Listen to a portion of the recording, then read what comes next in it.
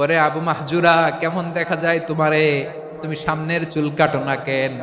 আবু মাহজুরা বলে, আমি হাঁটু গেড়ে পেয়ারা নবীর সামনে বসেছিলাম, আমার এই মাথার চুলের মধ্যে মুবারক হাত লাগিয়ে বিশ্বনবী নিজে আমাকে আজানের প্রতিটা বাক্য শিক্ষা দিয়েছেন।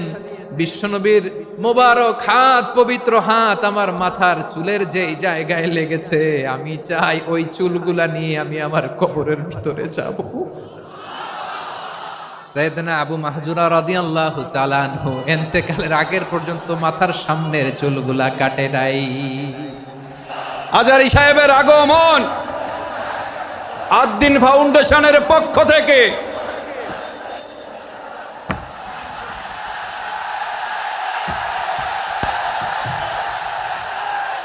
লিল্লাহে তাকবীর, লিল্লাহে তাকবীর।